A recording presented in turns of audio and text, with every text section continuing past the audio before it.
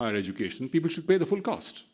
In which case you could say, yes, the individual moves, it's full cost move. But it's not a full cost move. It's being subsidized by whom? It's not by the elite themselves. It's being subsidized by the rest of the people. So I think the rest of the people have a right to be able to say, hey, look, I need something of this back. Now, I think we are missing a mechanism here of being able to capture that back. But if we miss that mechanism, it doesn't make the need. It doesn't make the demand for it invalid. This is the kind of a point which so I think the search should be for how to make this mechanism happen rather than to say this is not something which is worth doing. So I have my sympathy with the kind of a question which was being raised, but I would like to hear at the end, Nigel, from what you would have to say on this matter.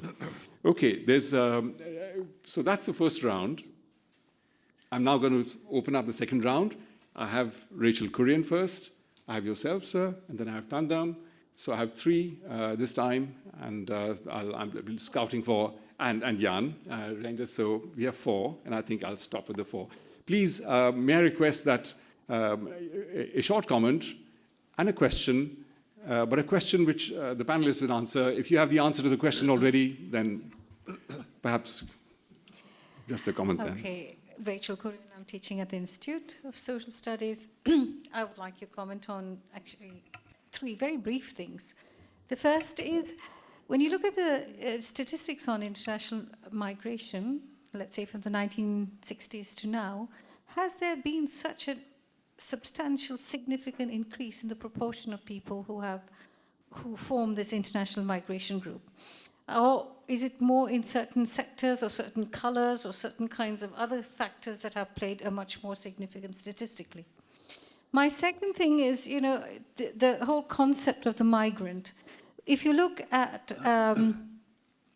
some of the problems that are faced in Europe, and it's got to do with urban areas, or in the United States, or Britain for that matter, many of the problems are associated in the inner cities anyway with generations of people. So it's not the first generation of migrants you're talking of, but you're talking about the second or third generation, or people who are unhappy or socially excluded. They are no longer migrants, but those are the people. They are, in fact, you're talking about, citizenship concerns rather than the term migrant. And we keep using the term migrant for these kinds of people. At which generation are you going to stop calling them migrants?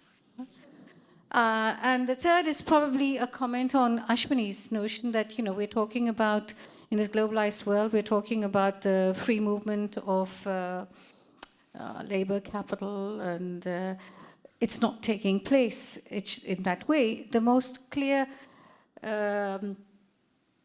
reflection of this contradiction is probably in the General Agreement on Trade and Tariffs, which is the WTO agreement. And if you look at the Mode 4, which actually deals with the service providers, it very specifically says that intra-firm and skilled workers are the ones which are privileged. So on the one hand, you have an institution, a global institution, which is standing for has the mandate for the removal of barriers, trade, non-tariff and non-tariff barriers and all kinds of things. It is not a migration legislation at all, but nevertheless, within the Mode 4, there's a very clear, specification that only certain types of migrants are allowed. And finally, but that's just my own comment. That's now number 4, is it? No, just a comment. It's just a comment, a very brief thing. I think I fully disagree with both your comments on the circulatory migration process. If anybody has been a circulatory migration worker, particularly in low-skilled workers, they want to stay in a place. They don't want to keep on going and being circulatory workers. They want security of work. They want some sort of stability. And all anthropological work on this issue will show that. It might make economic sense to go when the demand is there and come back to your social existence, but it doesn't work if you're in the low-skilled, poor category. Okay. They'll answer that question.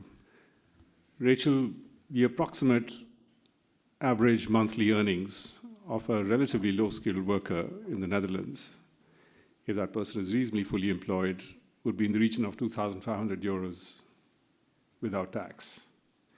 If you translate that into what would be a salary in India, it would be a mid-career engineer in a medium sort of an enterprise. My own feeling, which I'm just putting in relation to this, is that this category of worker who's automatically separated from the family, I do believe they want to go back, but they want to go back with a target savings. Because the life that they lead once they go back home with the capital which is transferred is of a completely different order in its quality and its social acceptability than the kind of shadowy existences of semi-legality which they are forced into when they are overseas. So if they can manage that target thing, they would be quite happy to go and circulate. But I mean, this is a debate which I think I would like to hear others as well, and this would be a point on which then others should come up. Okay, so that was the first of the thing. Then I think, sir, you had the floor.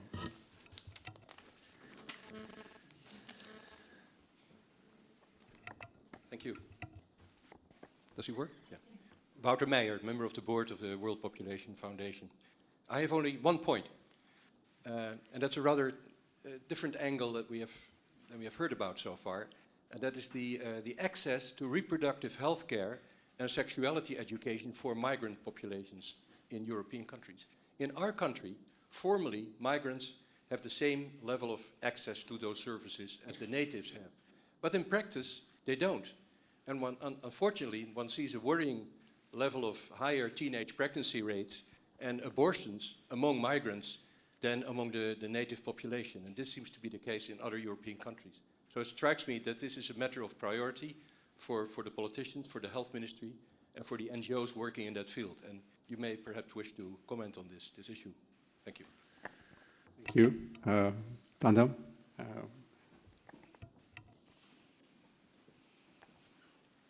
My name is Tandam Truong, and I teach here at the Institute of Social Study.